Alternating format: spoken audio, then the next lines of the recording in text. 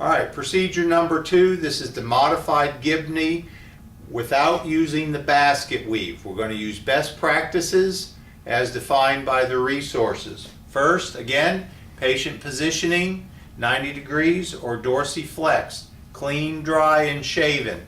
Going to tape directly to the skin, going to spray. All right, then we're going to start with 2 to 3 anchors from the musculotendinous junction. All right, so we already have defined that area. Applying down the taper, I'm overlapping by about half each time.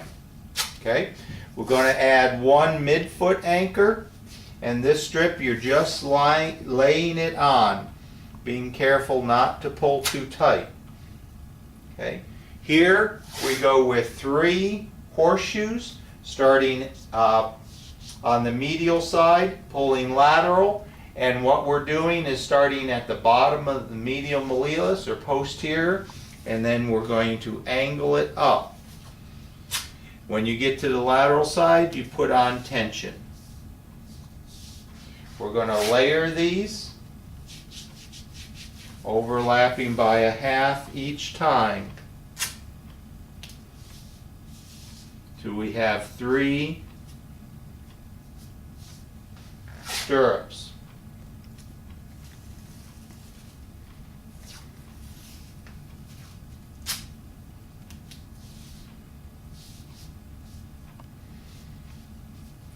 Next step is the horseshoes, starting at the calcaneus, starting on the foot on the medial side around the calcaneus, laying these on distal to proximal.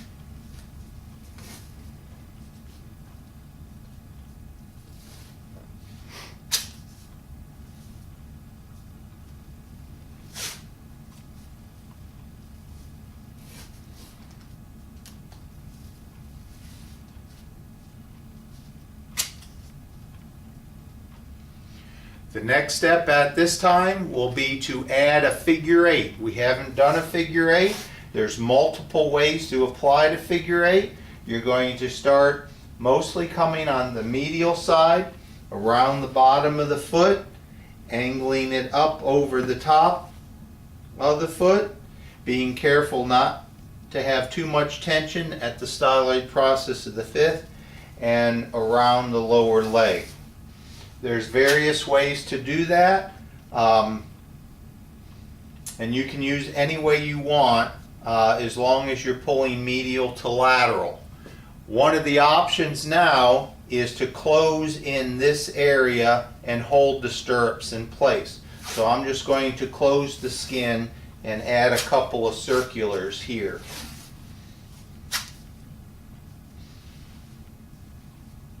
The next step is to do your heel locks. Your heel locks, you have a choice of doing as most professionals do, 2 continuous heel locks. I'm going to do 4 individual heel locks. The recommendation for best practices is you don't use strip tape, you use strip taping and not continuous taping. I'm going to start on the lateral side with my heel locks.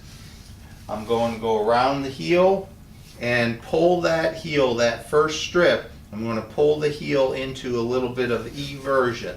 So I'm going to do 4 individual heel locks.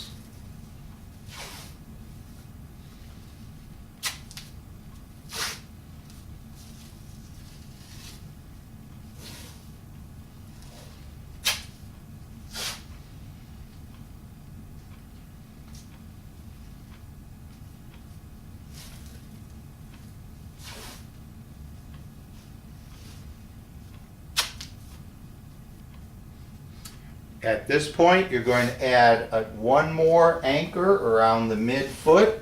Again, just laying it on. Okay, then we're going to close up the leg.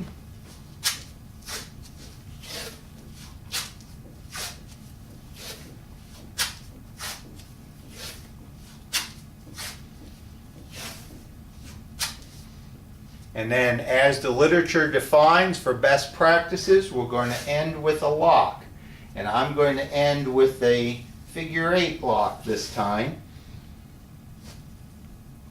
to lock the heel lock in place. And that would be your modified Gibney tape job.